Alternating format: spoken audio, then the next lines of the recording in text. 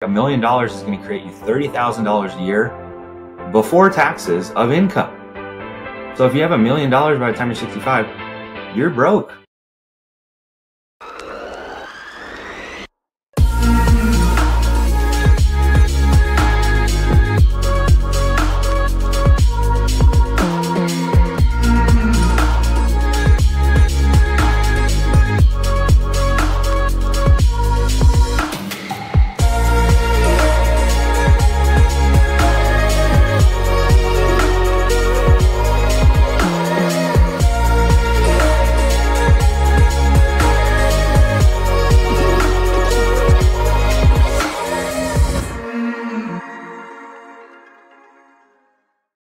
Hello, Destiny Builders. Welcome to another episode of Million Dollar Destiny, where we help you tap into the frequency of money, wealth, and legacy.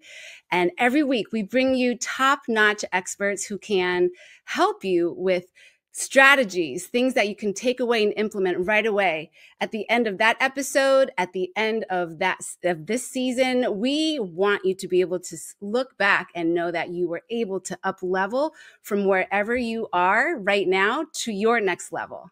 Now, when I look at the world today and I'm hearing about how the economy is doing, all the layoffs, maybe you have some close friends or family members that recently got laid off, changed jobs, left an old job, and it seems like AI is taking over a lot of positions looking forward. The strikes, there's just so much stress, financial stress, leading people to have more depression, substance abuse, strife in the home place, increased divorce rates. And I don't want to leave you in that place. It's that this show is here to give you hope, because there is hope. How can we focus on fulfilling our destiny if we're so consumed by all the trillions of dollars of debt that the US is in? Consumers are in over $1 trillion of credit card debt. And that's why today I'm bringing you a special guest who is in the field of finance. He's helped so many people make sure that they can get themselves set up not only for today, but for the future for themselves and their family. Because I believe that knowledge, truthful knowledge plus action equals elevated results. And so today I have a very special guest that I get to work closely with. I am so honored that I get to introduce him to you because, I get to work with him, and I see when I first came into his company, he's a co-founder. And by the way, next week, we're going to be talking to the other co-founder. It's just that today I wanted to break up the topics between two people that I really look up to because they are such experts in the field, help so many people. But most of all, they've created a fertile ground environment and atmosphere that people who are of the same value system, who care about integrity and trust and helping people in the field of finance, where you can really excel. And I'm seeing it again and again. And it's such an honor to be aligned with people like that. And okay, without further ado, let me bring on our guest right now. His name is David Fisher. David, welcome to the show. That intro, I don't know how I can live up to that. My goodness. What I didn't say was that I knew right away that I was in an environment where people were so humble. I knew I was a better person just by being in this environment. And I'm not just blowing smoke up, people's pants or anything like that. Everyone can see you right now and see what I mean, that you have the sense of being very humble and you've walked the talk. You are very high. All the guests on this show have been vetted to be a very high success rate, not just spiritually, mentally, and financially. And so you weren't born that way, but you are there now and you are helping people. So I'm so excited to just dive deep into all the areas. And the end goal, just so you audience members know, is for you to hear what is kingdom entrepreneurship? How can we be financially set up in today's economic environment and feel secure and safe about it? And who better to talk to than someone like this man right here who is so humble. So David, welcome. Thank you. Yes, It's a yes. pleasure to be here. Yeah. So, okay, I have questions for you. Let's see what I got here. My what I want to know is maybe tell us a little bit about your story.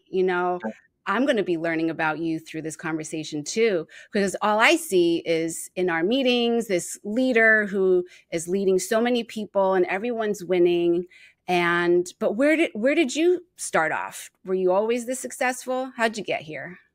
So that's a loaded question. So I love this part because if you guys know me now, I was not the same person 2 or even 5 years ago. So I love sharing this because I think it just shows the power of where you can go if you have the right team behind you and the right systems, and obviously have God behind you as well too. So my background, most people can probably guess, is in fitness. Like I used to be a bodybuilder. Believe it or not, that was my thing. I was a personal trainer. And I thought that I was going to be a bodybuilder influencer the rest of my life. And I just went down that rabbit hole and thinking that that was what I wanted. And I think I initially got attracted to it because you see like you know, everyone's in shape and they have this great lifestyle and all these things that, material wise people want. And I think that's what attracted to me originally, just being transparent. And then I was a personal trainer for about, gosh, how long? About 3 years. So I was a personal trainer. I worked at UFC gym, and I was always one of the top coaches there. I'm not saying this like egotistical wise, but because I was always a very high performer because I was competitive. Like I did not like losing. So I've always been like successful in air quotes, like whatever endeavor I tried. And it really got to this point where I was coaching and I was doing crazy days. It was like 6 a.m. to 6 p.m. or even, 8 p.m. every single day, Monday through Friday, working half days on Saturdays. And I looked into the future and I just said, hey, is this something that I can do when I have a family and then in my 40s? And the answer was no. Like I was not going to have the quality of life I wanted. And it scared me to death, to be honest, because I thought this dream that I thought was going to be what I wanted with my life just kind of got ripped away from me. And that was very scary. So I ended up leaving UFC gym and I became a private personal trainer, 1099 contractor, and things got a little bit better. But it's the whole story that you guys always hear is you go from employee to independent contractor, where you're making a little bit more money, but you're working way more and you still have no freedom. So I did that whole, 4-quadrant circle. I was the employee, self-owner or self-employed. And then funny enough, one of my old clients at UFC introduced me into the insurance industry. So I got into the industry in early 2020, right before COVID. So I technically started in, I would say, September 2019, but I didn't do anything because I was competing for a bodybuilding show. I was finishing my master's, I had all these things happening. And I was just like, this is not going to fit in the daily, time budget. So I started in January after my thesis and my bodybuilding show ended.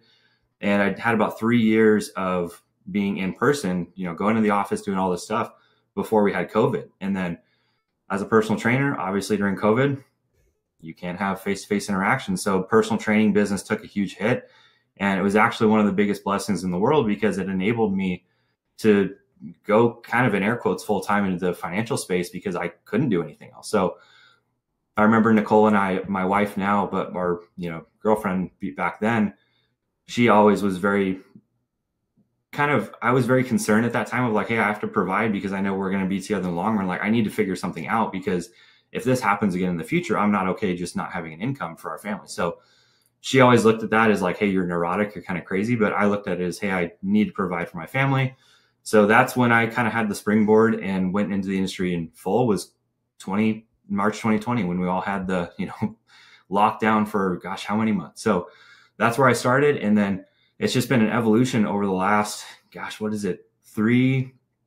Almost 3-4 years now of just trying to have better education for myself, better education for my agents, better services and solutions for the clients. And it's really just taken its own, entity because we started our own business and we have a lot of different things in place that weren't happening 3 years ago, just because we're constantly trying to level up for our agents and our clients that they can have the best and our agents can have the best. So that's kind of the long and short of it. But if you told me 4 years ago that I'd be in the financial space doing mainly insurance, I would have laughed at you. I'd be like, no, that's never going to be in the cards. I think a lot of people, including myself, can say that. We would never have said, oh, I woke up and said, I'm born for this. But then as we get into it, though, we fall in love with, I know I did. I came to it also because I didn't expect it, but I saw that I was financially ignorant, even though I went to NYU, a very expensive university. I knew nothing about personal finance and investing. What are the different options? And when you sit with clients today, do you find that people are mostly like, what's the biggest challenge that they're facing? Is it the same thing? Or are they just not aware that there are different options out there? I think if you look at overall the big problems people have is they don't have a plan, whatever it is. Like they're just hope, like you used the word hope earlier in a good way, but I think people have a lot of false hope of if I just keep doing these things, I'll be fine, which it's kind of sad if we're operating from a standpoint of kingdom principles and trying to share truth with people. A lot of times that truth isn't what they want to hear. Like when, we talk about the gospel being kind of offensive to some people, right? Is because the truth kind of is a little bit hurtful if it's contrary to what you're used to. So that's the biggest thing I see is a lot of people have a plan and they don't have a clear picture of where they're going to end up.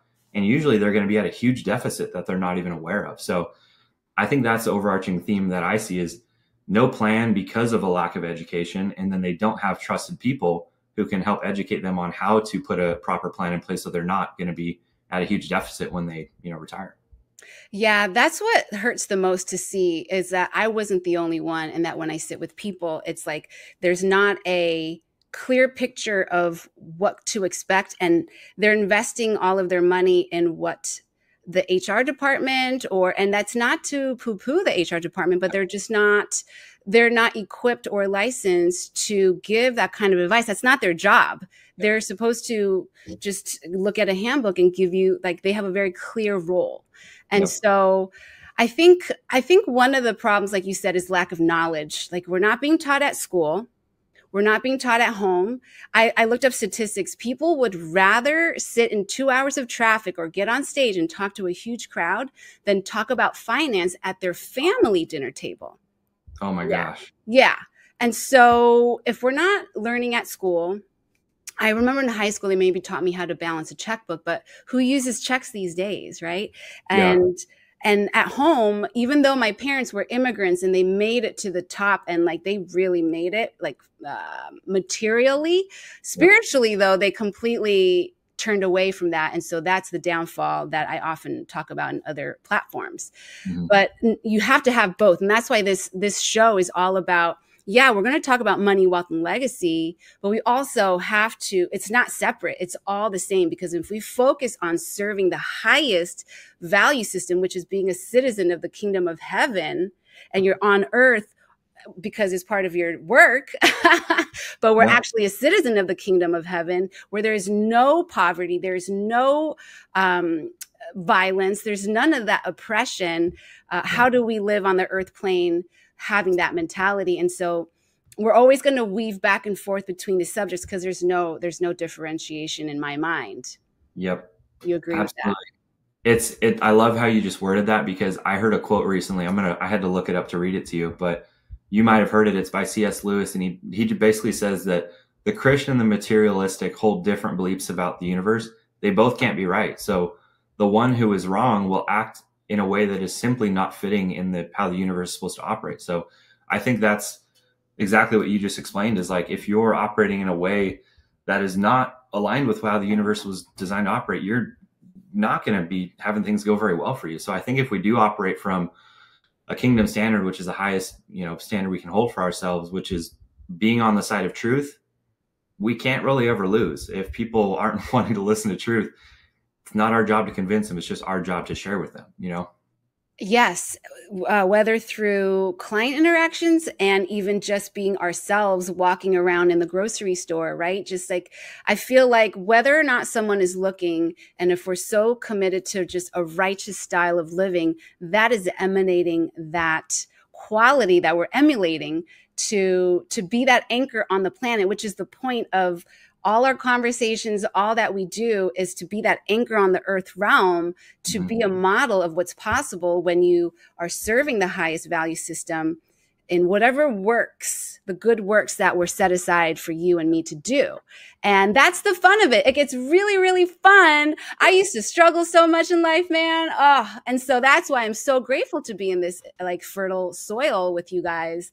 It's such a great family feel. So back to the lack of knowledge, though. Most people are learning about retirement planning from HR who, you know, they themselves may not know. So I just wanted to put that out so people who are watching understand that, like, well, if that's the case, if that's where, like me, after graduating from NYU, I went to a corporate environment, billion-dollar company, but I got my 401k. It's what everybody's doing. And maybe if you're, you know, if you are a teacher or an employee of a university, you have a 403B or a nonprofit. There's a lot of different, what are all the different names of all these similar category of products? There's a lot. Yeah, it's literally just different numbers for the same exact, they're honestly all the same plan, just different institutions. So you have the 401k, 403B, 457, TSA, TSP, right. You know, 401a, ORP, ARP. I mean, it's all just different numbers and letters to make you think that you're going to have a certain outcome on the back end for retirement. So there we go. That's what we want to talk about too, is that there's I don't know if I want to say misleading. However, I want to correct the mindset of what people are expecting. Do you get a lot of jaw on the ground reactions from people you talk to who are coming to you for help, and you explain to them through just a straight up formula what they think they have on paper in the account and what they're actually going to get in retirement? Do you get that jaw on the ground moment from them? Oh, all the time. And this is people who are doctors, very highly educated people making, I mean, I've talked to people making millions and millions of dollars a year, and it's the same across the board. A lot of the wealthier people, the only reason they're doing well is because they hired someone who is educated to do this for them.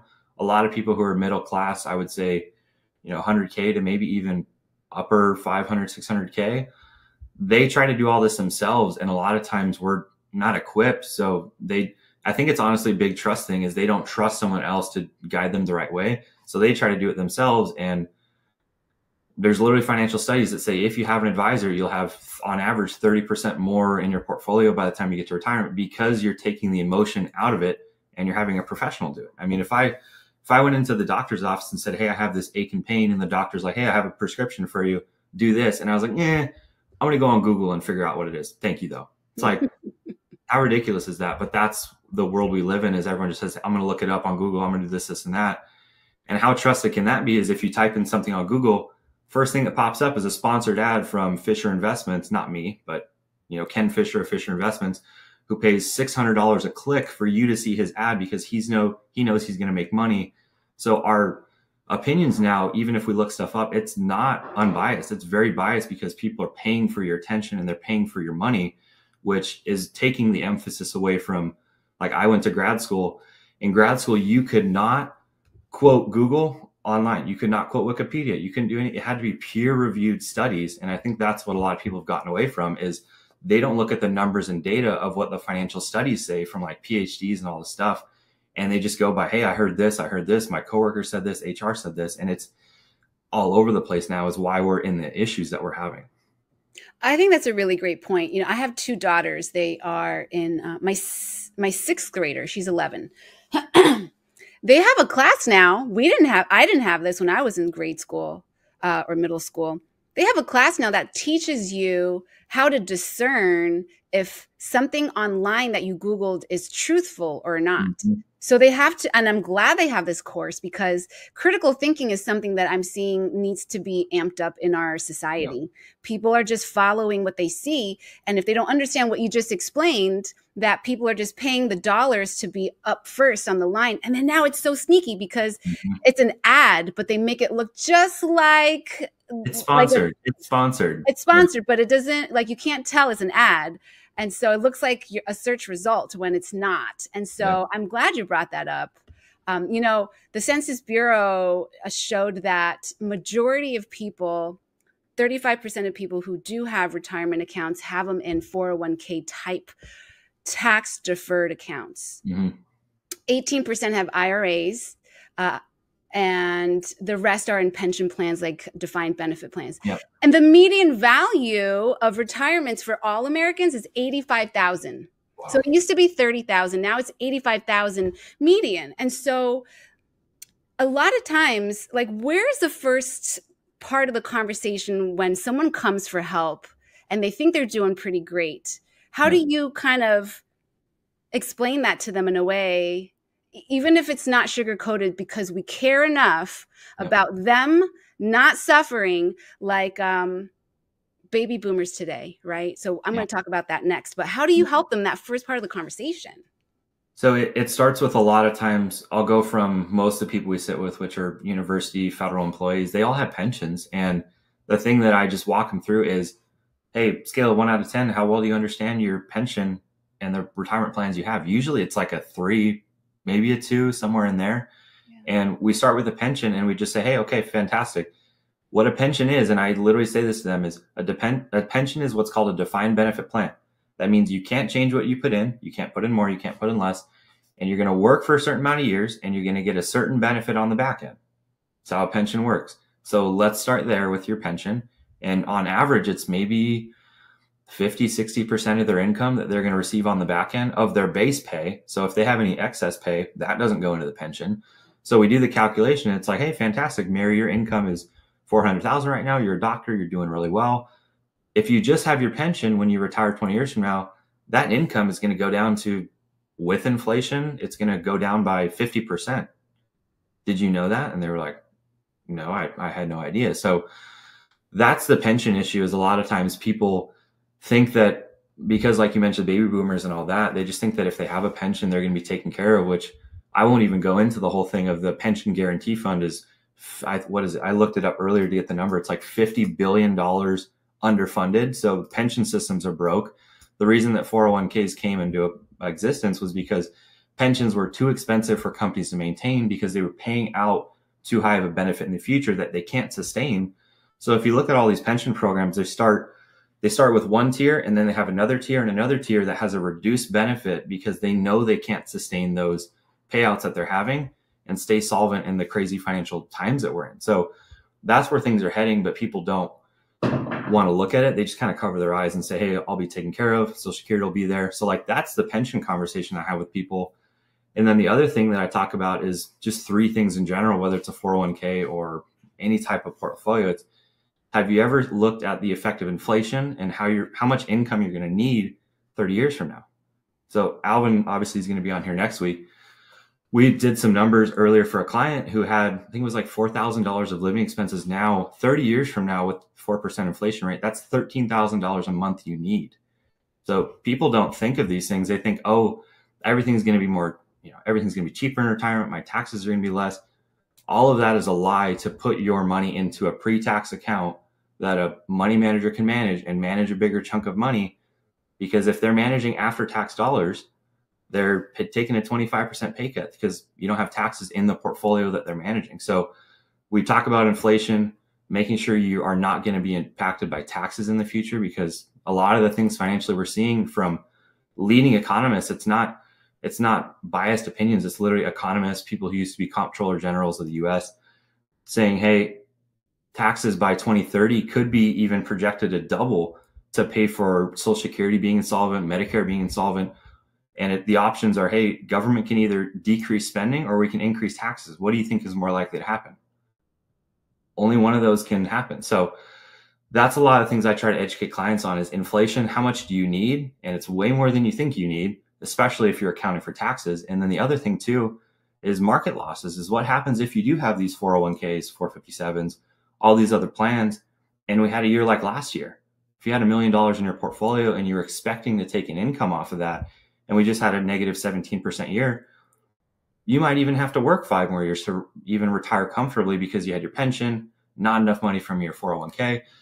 These are just a lot of the things that people don't want to look at. And like I said, when we kind of come at them with the truth and say, hey, this is what your picture looks like, these are the holes that you need to think about, they're either like, yes, please help us, or they're like, go away. You're not telling me what I want to hear. You're telling me what I need to hear. I just want to hear something to make myself feel good. Like, that's the conversations and how they usually go. Wow, that was so good. So good. I mean, right now, what I heard you say is people have a hard time hearing the truth because also the mindset of how we were trained through the generations. So I really want to shine light on this because you mentioned it. It's like the pension plans were given to the generation of our parents and grandparents. That was a completely different era where you would work at one corporation for your whole life. And so the promise is we're going to pay you in retirement for the rest of your life till you die. That was the old, and then because they couldn't afford to pay that out or they didn't want to anymore, so they switched it to 401ks. Now, who benefits from 401ks? Do corporations get to have a write-off? Right. And so the big switcheroo was like, hey, employee, this is for your benefit because now you have control in your hand to pick what you can invest in. But if you go and research, even like Frontline or PBS, like there's lots of videos and research done on this already. Like you don't have to take my word. Go check it out. They did the switcheroo not for the benefit of the employee, but they sold it to them like it was. And then there used to be a matching because the employers get to have a write-off. But then now, because the economy keeps changing, the global economy is shifting so quickly, there's very rarely any employer that offers matches. And so now the mindset needs to catch up because the mindset is like, well, this is what we've always done. This is what my mom has done. My dad has done. I'm going to do this too. Everyone's doing it. And even I myself admitted earlier out of college, that's what they offered. So that's what I do. But now if you're watching this, you are of a certain frequency and mindset that you're even watching it till this point to hear this. So this word is for you. It's time for us to take self-responsibility and examine the facts. Just look at the numbers and the facts. And be the one to be the change in your bloodline, in your lineage, to shift so that we can be positioned correctly to receive the wealth that God wants us to steward. He wants us, he says it in the Bible that, let me see, I have the quote down here, 2 Corinthians 9:8, and God will generously provide all that you need. He wants to provide everything for us so that we can fulfill the destiny he created us for. And that's why we're constantly talking about money, wealth, and legacy, because if we don't start with ourselves and our own household, how can we possibly help anyone else around us? Even on the airplane, who's supposed to put the air mask on first? Yourself. Yeah. Even before your own kid, right? Because if you're passed out, what can you do? So we're going to go break to commercial real quick. And when we come back, we're going to talk more about takeaways that you can have to implement in your own life. And we'll be right back. Are you looking for support with your retirement strategy? If so, we'd love to help you at the Valoram Group. If you have a 401k, an IRA, or a pension, if you have an inheritance or a settlement and you're not sure how to protect and grow it, give us a call.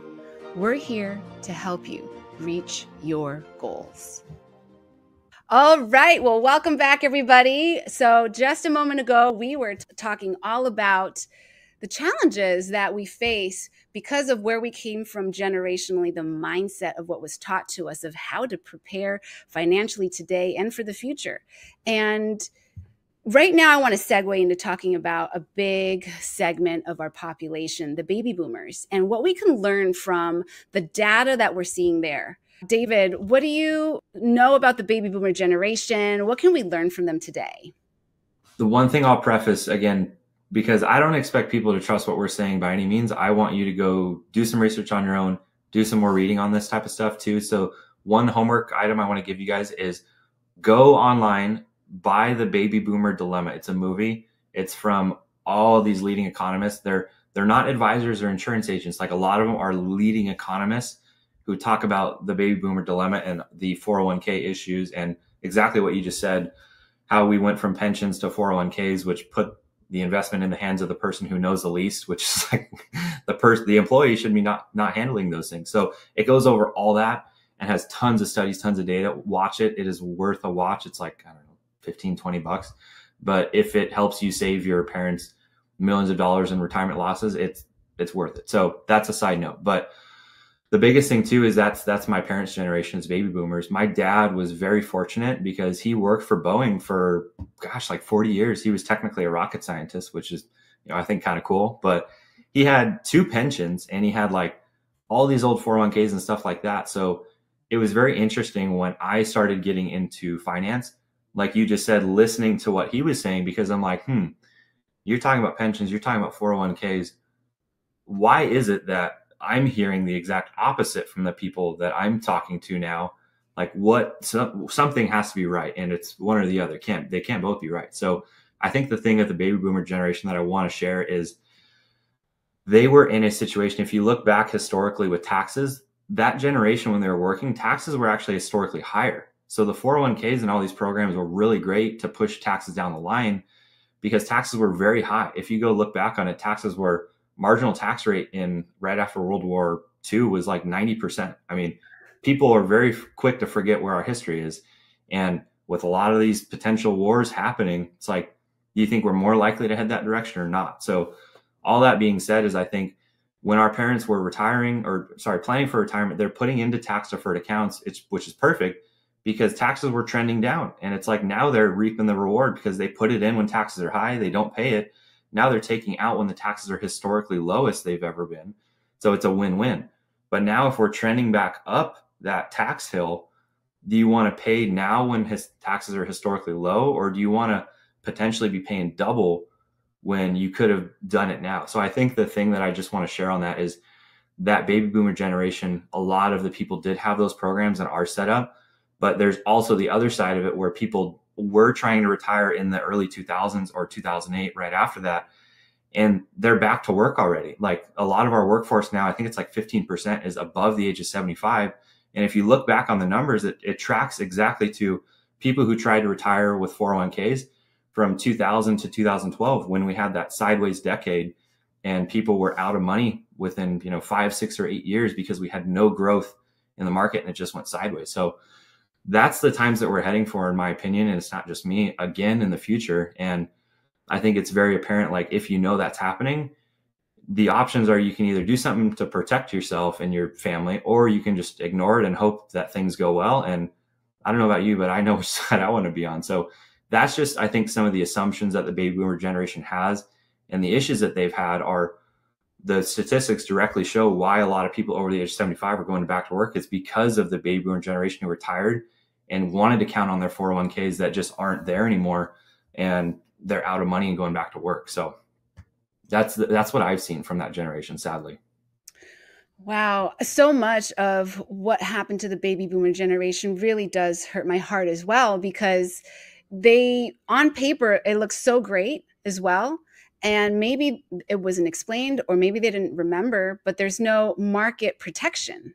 Mm-hmm. And so whatever they did gain, if they come close, if they're in their 70s and a 2008 happens again, yep, there is no time. Do you know that there are actually articles, because I do a lot of research, I'm a bit of a nerd. There's articles out there written about how to retire without any savings. Like there's like a top 5 list of like what you should do. And basically all of it is lower your expenses, use government aid, and rely on family and friends. Well, that really is pretty much the options, or live on the streets. And none of those options sound great, because look, the Gen Xers are the ones who are in the generation of being married, raising a family, young children, and then having another family member come and depend on them as another dependent. Wow. Versus if only the proper information was disseminated and people knew that there were options, that little by little you can build yourself up. It's just a lack of knowledge. What does the Bible say, right? My people perish due to lack of knowledge, or ignorance, or not knowing. So we really feel so passionate about sending this information out far and wide. Yep. And right now, baby boomers, 10,000 a day are retiring. Yeah, it's a huge issue. I mean, like you said, on the knowledge part quickly, is I'll just add one thing. There's a couple different phases of, wealth accumulation that people focus on one of them, but they disregard the other two, which are just as important. So it's accumulation, which is like, maybe 20 to 50 years old or 55. And then 5 to 10 years before you get to retirement, it's really what's called the protection phase, which is conservative growth, making sure you don't lose a ton of money because you don't have the time to make it up. And then the last phase that people just completely forget about is, we all know the magical 4% rule. We've heard that. If you have $1 million, that 4% rule technically is the 3% rule now, because people are living longer and inflation and all these things are going up. Now, technically, if you want to be accurate, $1 million is going to create you $30,000 a year before taxes of income. So if you have $1 million by the time you're 65, you're broke. I mean, 30,000, take taxes out. Let's call it, 22,000. My goodness. So that's the issue we're having right now, is people think, man, $1 million is a lot. But I mean, 3% of that's what you can count on, where they don't know how to distribute and decumulate that wealth down the line because no one shows them it, because their advisors don't have the licenses to help them with that, because they're like, I'm going to lose money from assets under management. So I'm not going to show them these solutions that can guarantee them 7.2%, for example, of their portfolio in retirement income. Like, that's just the issues we're having, is everyone stays in the accumulation phase. They never move to the protection or distribution phase to make sure that they're set up properly. Wow.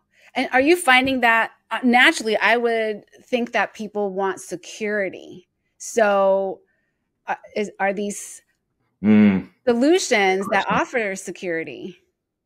Great question. So what I see is, security can also mean staying with what you know. Ooh. A lot of people stick with that more than, yes, on paper, literally on paper in a contract, I can guarantee you 7.2% of your portfolio of income. So I can take your income from $30,000 a year to 72. I can literally double it guaranteed. What do you prefer? Oh, I'm not too sure about that stuff because, I'm not familiar with it. My parents don't know about it. My coworkers don't know about it. I'm not going to believe it.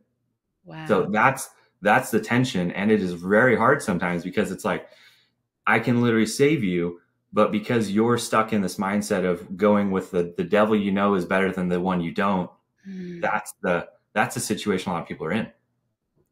That, I think, is one of the biggest golden nuggets that was dropped today, because our actions come first from our belief systems, our thoughts, actions lead to results, right? And so if we're so consumed by, we have to break free of that. That's my point. We just have to acknowledge that we inherited a way of thinking from wherever it is that we got it from. And we've got to have the courage to break that. Mm-hmm. It's just seriously not worth it to stay in that comfort zone. And I wasn't even meaning that when I asked you that question, but I'm so glad you put it that way, because that's the truth. Mm-hmm. That's the truth right there. 55% of the boomers are retiring, I believe that's the right number, without any savings. And if you look at all the whole American population, boomers are the ones who hold the most wealth and assets right now. So if they're having a problem, if that generation's having a problem retiring and staying retired, well, what's going to happen to the rest of the other segments of our population? And so I really want to just emphasize, everyone, you have got to just look at and learn what not to do and learn what to do. The information is right here. David, that last piece that you said was so golden about, I'm blanking right now, but it was so profound to me about how people aren't willing to change. Yeah. Is that what you were saying? Yeah, basically. I mean, that's humans. We don't want to change. We want, in our mind, security. Security for some people could be broke, because, making a change and becoming wealthy is hard, and change is hard. So security in a lot of people's mind is just staying with where they're at. They don't like the unknown, which is, they could be very wealthy in the future if they just took actions to do so. But because that's unknown, it's better to stay secure where they're at, even if they don't like it. Mm-hmm. Did we even talk about people not being aware that when they are able to touch that money, because the money in the tax deferred categories, you can't touch it till you're almost 60 years old. Otherwise, what happens? Yeah, just penalties and all that. I mean, there are plans out there. Like, we work with a lot of sheriffs and firemen. They do have a plan that's kind of cool, where if they retire at 50 or just leave their employer, they do have full access to it, but that's a very small percent of the population. So, and then you're talking about the issue of, hey, what happens with all these generations, like you guys, you're in the sandwich generation where your parents, if you need to help them, you have to shell out finances there. You have to keep the kids solvent too. Mm-hmm. So what happens if you have these 401ks, 403bs, all these plans that penalize you for taking out early if you do have emergencies? Because we know that's life. There's tons of emergencies that come up. So if you're constantly taxed down the line, you're penalized if you access it, and all these other things happen. No wonder it's very hard for people to accumulate wealth, because they're stuck in these guidelines where they can't have much flexibility with when life hits them. What do they do? So what are some of your favorite strategies or key takeaways that you can offer people? Yeah, I mean, it really is one of those things. I hate to say this because I learned this in grad school, but the answer is it depends for everything. If anyone ever says, hey, this is the solution for you and it's only this, run for the hills. But the answer I always have for people is it depends. Depends on what your concerns are. It depends on what your goals are. What do you need? Mm-hmm. The general things that I see are, there's three things that every single person has issues with. They want to pay less taxes, but a lot of people don't think of it down the line. They think of it now, like, how can I eliminate taxes now? The biggest thing you can do to help yourself, if you're in the accumulation protection phase or even distribution phase, you're kind of too late for this, but accumulation protection phase, with, let's say you're 30 to, I don't know, anywhere to 55 or 60, 10 years out, 5 years out from retirement, eliminating taxes on parts of your portfolio, if you can, that's huge. Because if taxes are, again, projected to double in the next 10 years, would you rather pay 20% or would you rather pay 40%? Because if tax rates double and all of your money is tax free, 0% times two, still zero. So you're fine, right? So that's the biggest thing I try to talk to clients about, is how to have tax-free growth, tax-free wealth that gives you flexibility, instead of being stuck in the taxable bucket where the government controls how much you're going to pay. Like, if you're in those taxable accounts, you're in business with the government, and they can change the contract of that business whenever you want. So if we went into business, Mary, and I said, hey, let's start a TV show. I have a great idea. Let's do this. But the catch is, I'm not going to tell you what my cut is till we make all of our money 30 years from now. Would you ever do that? No. But that's what people do with their money, So Right.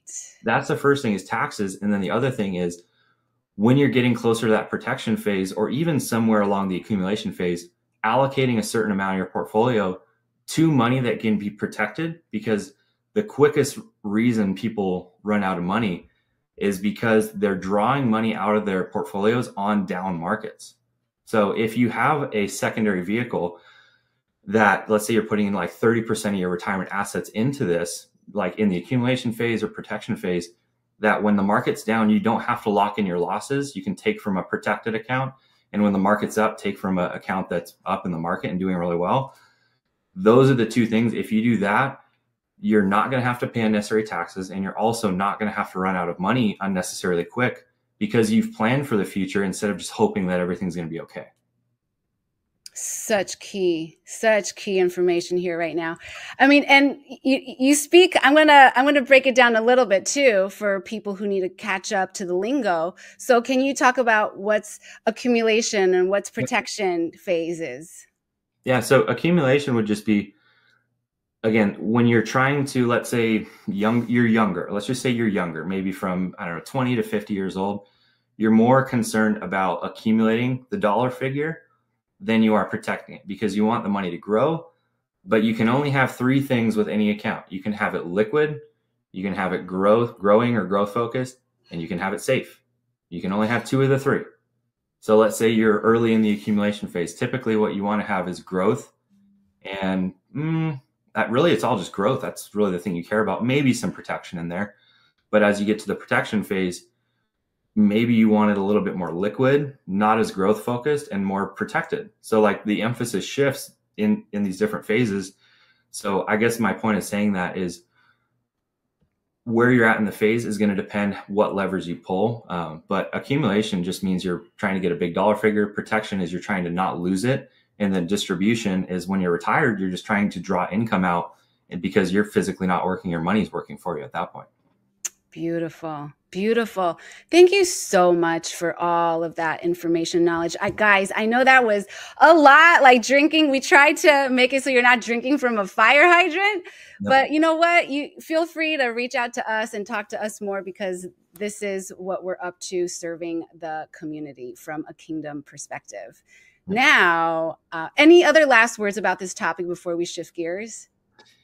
No, I think that's perfect. The last thing that I'll just touch on is, again, the whole point of this conversation is, I think, being good stewards of what we're given. And I mean, it's literally the parable of the talents. Like, if you are not going to be a good steward of the things that you're given, you're not going to be given much. And if you can be trusted with little, I mean, time and time again, God's proven that to us, is like, if I can trust you with little, I'm going to give you a lot, because I know you're going to bless everyone around you. So I think it's one of those situations. How can you steward the stuff that you're given well and effectively to get 100x return on it from, if you know what that term's from, you know exactly what I'm referring to. But so you can get 100x return on it and not just bless yourselves, but bless others. That's what really we're talking about, is operating from a standpoint of truth and kingdom truth, and also being a good steward. I think those are the two things we're talking about. And if you don't know how to do that, that's, again, what Mary specializes on working with us to do, is because we're kind of just like a GPS. It's like, hey, you want to get to California and I live in Nashville, you can sure try to get there on your own. Just following the roads. Probably going to take a while. It's going to be a lot of wasted gas, a lot of wasted money. Or you can just take a GPS, which is the quickest way. And if you get off track, you have someone that can help you. That's essentially what we do, is we're just the financial GPS to say, hey, this is your goal. You're right here. Perfect. This is the quickest way to get there with the least amount of pain. So don't feel like you guys have to struggle with this. There's very easy solutions. You just have to learn about how to do it. I love that. Thank you for that. And that's a perfect segue to where I wanted to go next too, is what is kingdom entrepreneurship to you? Like, what does that mean to you, and how do you implement that in your life and business? And I'll preface it with this too. This has been a growing thing over the last couple of years. Obviously, I'm not perfect. As Christians, we can't be perfect, but we can always strive to have a higher standard for ourselves and for our clients and agents. So the biggest thing that I've learned is that if you're not trying to find the best scenarios for your clients, doing good is okay, but it's like, if you're stewarding, like, if kingdom entrepreneurship is we're stewarding God's resources, which are most important resource to him is his people. He shows that over and over. He goes and finds the one, leaves the 99, right? Like, this is repeated over and over. So if that's what we're trying to do, is be a good steward of his people, which are his most prized resource, the money will come. And he shows that constantly, because if we're taking care, again, of his prized resource and making sure that they have the best, and they're also operating from a standpoint of, we show them what truth is, so that they can not have to live in the darkness with no hope, because that's literally what being in the dark is you have no hope. You have no clarity of what's in front of you. And that's where a lot of, like you just talked about, a lot of despair comes from not having hope and clarity of what the future is going to look like. So that's kind of the way I look at things, is if we can be the best steward of his prized resource and be like, hey, we can genuinely help you. All we can do is educate you with the information. You have to be the one to act on it. That's really how I try to integrate kingdom principles into what we do, because it's the same thing with the gospel. Is he shows time and time again that it's our job to send the message. It's his job. He's going to work on the people and he's going to take care of that, right? Our job is just to bring the message to them, and it's going to be received different ways. Sometimes it's going to be good. Sometimes it's going to be bad, but that doesn't mean that we can't stop, bringing that message. I love God so much. I love that. Like, my whole life, from business to business to business, it's all like this. It's just about God, kingdom, and serving. Isn't it so fun, David? Honestly, like, I didn't get to be living in this alignment my whole life. Like, it took a lot of work to get here, and this is just a beginning. So let's see what I want to ask you. I want to know, like, were you raised Christian? Did you always have this relationship with God and kingdom? It took me a while to get back here. I want to know, how did you, how did you get here? The way I would describe it, my whole family's Christian. I was very blessed, raised in an amazing household, like very close to my parents, love them to death, super thankful for everything that they've done. Very close with my sisters too. I would say like probably 95% of our extended family is all Christian, which is a huge blessing, because I know a lot of people don't have that. But the thing that I would say, just testimony wise, is I think everyone kind of gets saved twice. And I know this isn't like technical definition of saved, but there's like that first time you accept Jesus when you're, 6 or 7. That's like for me, when I accepted Jesus was after my grandma passed away. I was like, hey, where did grandma go? She's not here anymore. And then my dad and my mom talked to me. They're like, oh, she's in heaven because, we believe that, we believe in God. We put our faith in him and he saved us. And that was the initial, kind of being saved part. But I think the second time you get really saved, in my opinion, and when you take it to heart, is when you realize that you can never, like, the definition of sin is missing the mark, right? And if you can realize when it really hits you that you can never live up to his standard, I'm going to try not to get emotional here. That's when you're really like, man, I know the truth and now I have to do something about it. Like that's happened in probably the last year for me. So it's not been something that, has been constant ever since I was 6, but it's been very, very, I would say in the last probably year to 2, where it's like, hey, it's very apparent that I've never can live up to his standards and I need help. And that's where I think in my mind, you get really, really saved and it comes into your heart. Oh man, you put it so well. I agree. I concur. It's that I was raised Christian, but then the adult in my life turned away. I turned away, and when I came back to it, that conviction, because I was in the wilderness. But I understand what you're saying. You put it so well. It's like when you realize that you can't do it by yourself, Yeah. that we will never be sinless, and that we need him for every breath. Man, Yeah. but that's when it gets easier though, don't you think? Mm-hmm. When you realize, go ahead. Yeah, it's funny because I'm reading through Luke right now, and he talks about like it's easier for a camel to go through an eye of a needle than a rich person to go through. I don't think he means like you can't be wealthy. I think what that means is like a lot of people, when they have tons of material wealth, they have their physical needs met. And how Jesus ministers to a lot of people is he ministers to their physical needs to get to their spiritual, right? So it's the way I look at it is until you've had those huge down points in your life, you don't really realize how much you need it, I guess is my point. So I think everyone gets to a point where God uses those like storms to be, hey, I'm here. I've always been here, but I'm using this to point you back to where you should be going. I think until you have a point like that, you're never really going to take it to heart. Right. And when you do, life and everything's is a evolution. It's a transformation that God gets to renew our minds and every part of us to become more like him and like Jesus, so that we can, he told us, he commanded us to go forth and do more. We can do more than he did. And so thank you so much, David, for your time, your knowledge and wisdom, and just your presence on the planet. I'm so grateful for you. So, any last words? No, thank you so much, Mary. Okay. Thank you so much again, David. And everyone, I just want to say thank you for watching. And really, you were created for such a time as this. God knew every hair on your head before he even created the universe, so that you could do the good works he has set aside for you. And wealth, money, wealth, and legacy is all part of it. It is a bonus that is icing. It just automatically comes when you focus on the destiny he has already seeded inside of you. So next week, come on back. We're going to talk to Alvin. He is the other co-founder of the Valoram Group. You're going to love hearing what he has to say about how to prepare yourself and your family for the future in your finances and your legacy. I'll see you next time. Bye.